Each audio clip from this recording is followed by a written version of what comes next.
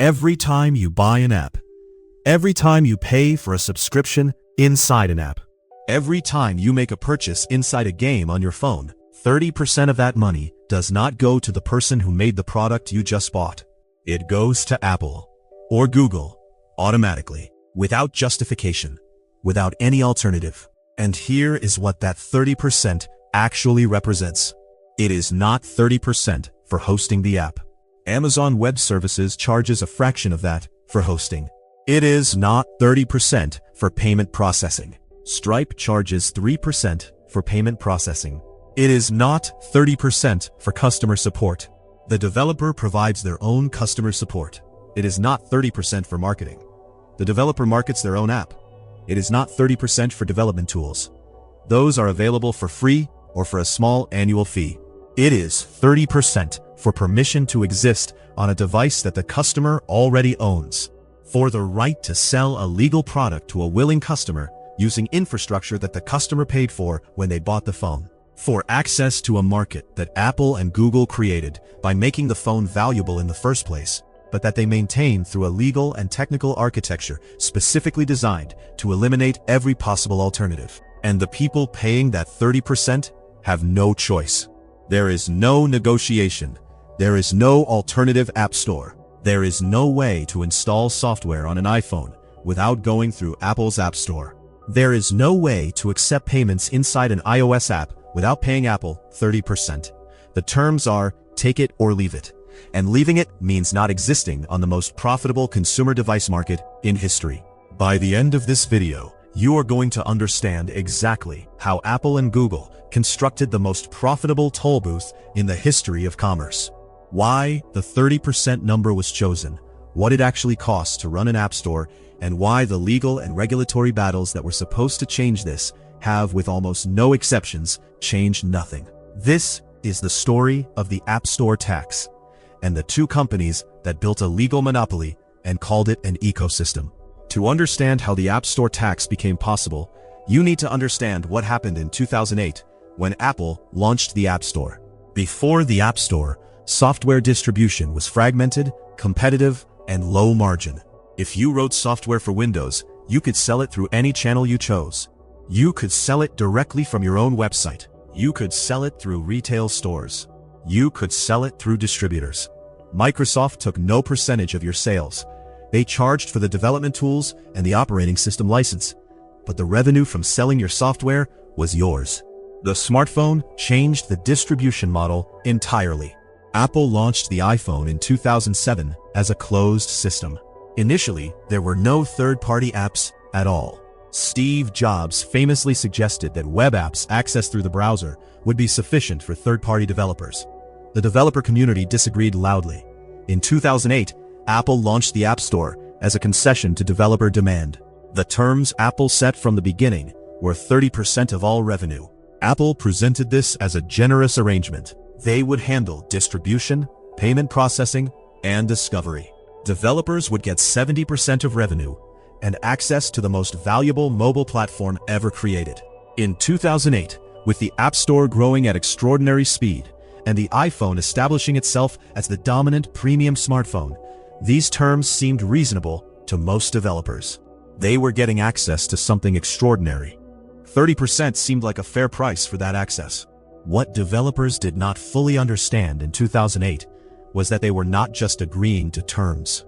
They were agreeing to terms that would lock them into a permanent relationship with no exit. The 30% was not a negotiated rate subject to market competition. It was a toll set by the sole gatekeeper of a platform that would become essential to reaching hundreds of millions of the most valuable consumers in the world. The mechanics of the lock-in are technical and legal simultaneously. On the technical side, Apple designed iOS to only run software installed through the App Store. This is not a technical necessity. It is a deliberate architectural choice. Android, despite being more open by default, still requires installation from outside the Play Store to be enabled manually by the user, a friction that Google has used to channel the vast majority of transactions through its own store and its own 30% fee. The technical architecture is designed to make the toll unavoidable. On the legal side, Apple's developer agreements prohibit developers from directing users to alternative payment methods.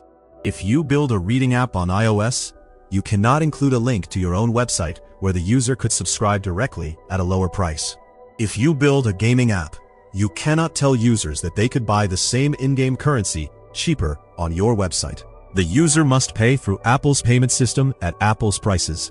The developer agreement prohibits even mentioning the existence of an alternative. This combination of technical and legal lock-in creates what economists call a two-sided market with one-sided control.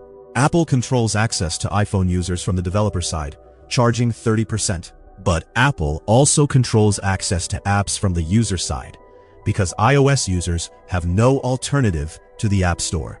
The platform sits in the middle of every transaction between developers and users and extracts 30% from the developer side, while providing the user side no visibility into the cost.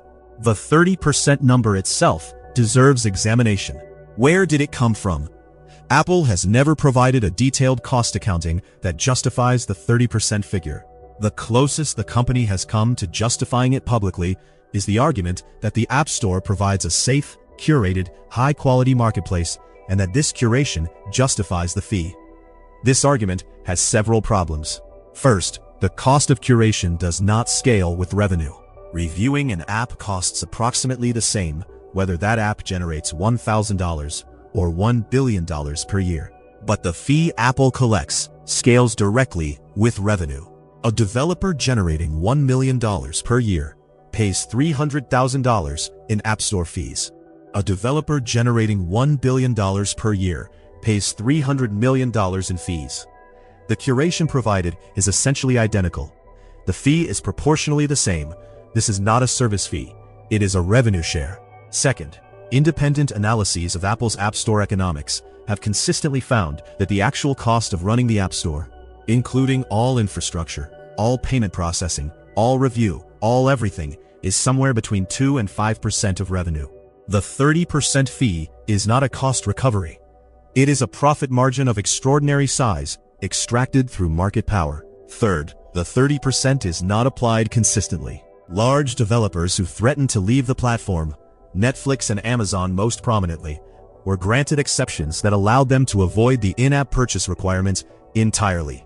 Netflix for years simply did not allow users to subscribe through the iOS app, directing them instead to the web. This was a violation of the spirit of Apple's policies, but was tolerated because the cost of losing Netflix from the platform was higher than the revenue from forcing them to pay the fee.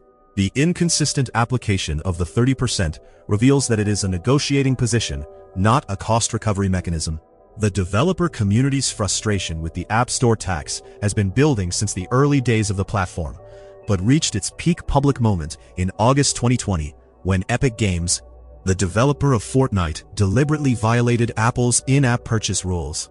Epic introduced a direct payment option in Fortnite that bypassed Apple's payment system and offered users a 20% discount, which Epic could afford because it was no longer paying Apple's 30%.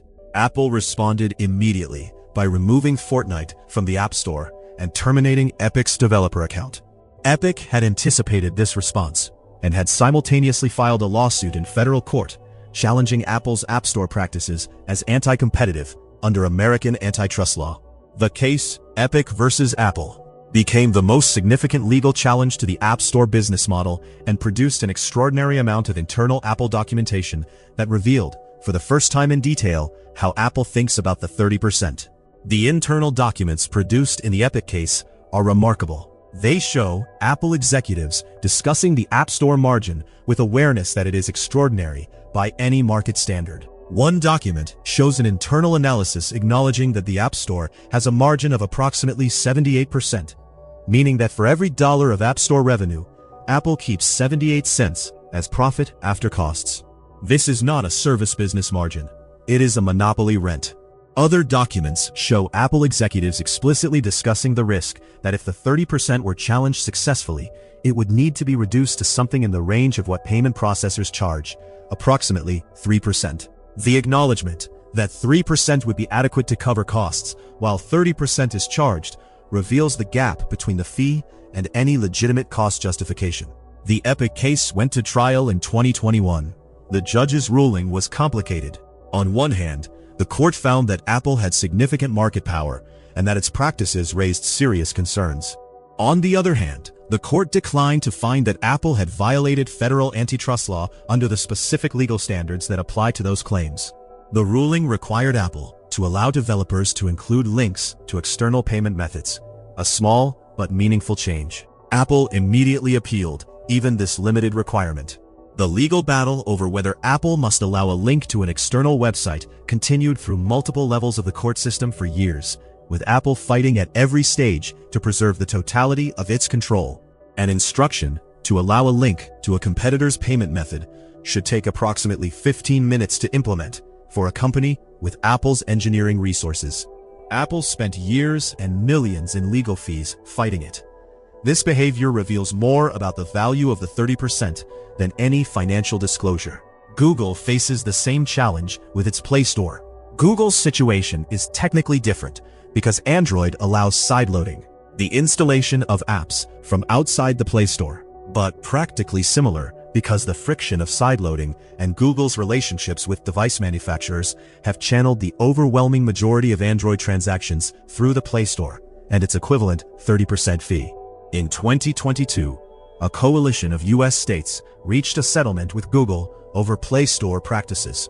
The settlement required Google to allow alternative billing systems for a period and to make its App Store more competitive. Google paid a relatively small fine and agreed to changes that it has since found ways to minimize in practice.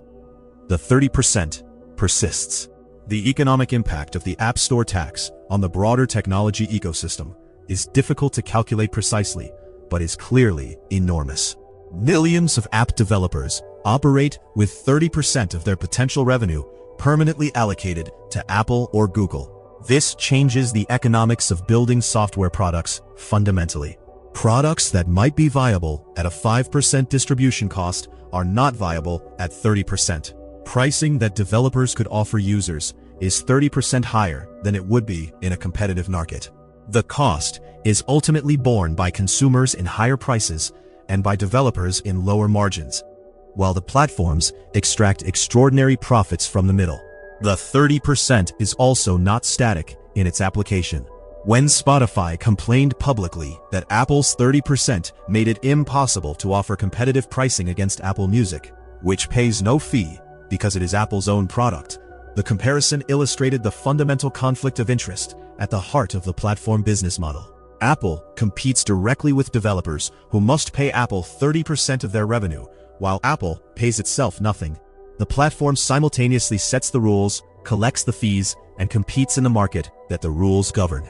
This conflict of interest is at the heart of regulatory challenges to App Store practices in Europe, where the Digital Markets Act came into force in 2024 and required Apple to allow alternative app stores and alternative payment methods on iOS in European Union countries. Apple's compliance with the DMA has been widely criticized as the minimum possible interpretation of the requirements. Introducing alternative app stores in a way designed to maintain as much of the existing arrangement as possible, while technically complying with the letter of the law. Apple introduced a new fee structure for European developers using alternative app stores, a core technology fee of 50 € per install per year for apps exceeding 1 million installs.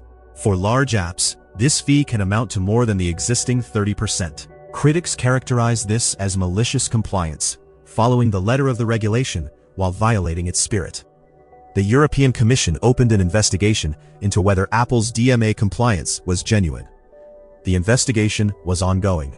The fundamental question that the App Store tax raises is one that antitrust law has struggled to answer clearly in the context of digital platforms. When a company creates a market that did not previously exist, installs a large number of users on that market through the quality of its hardware and software, and then charges a fee for access to those users, is that a legitimate business model or an abuse of market power? The traditional antitrust answer to this question depends on market definition. If the relevant market is defined as smartphone operating systems, Apple has approximately 50% of the market in the United States, which might or might not be sufficient for monopoly analysis. If the market is defined as iOS apps, Apple has 100% of that market by definition, because iOS apps can only be distributed through Apple. The market definition question has been litigated extensively and inconclusively. What is clear, independent of the legal question, is that the 30% was not set by competition. It was not set by cost analysis. It was set by Apple in 2008 when the platform was new and developers needed access more than they understood the long-term implications of the terms they were accepting. And it has been maintained ever since through a combination of technical architecture, legal agreements, and the market power that the platform has accumulated in the intervening years. The 30% is not a price. It is a toll, set by the only entity with the authority to set it, maintained by the only entity with the power to maintain it, and paid by every developer who wants to reach the most valuable mobile consumers on Earth. And the consumers who pay for it in higher prices have no idea it exists. If you believe the public deserves to know where the money actually goes, subscribe. Every week we cover the frauds, the scandals, and the financial crimes the system would rather you forget.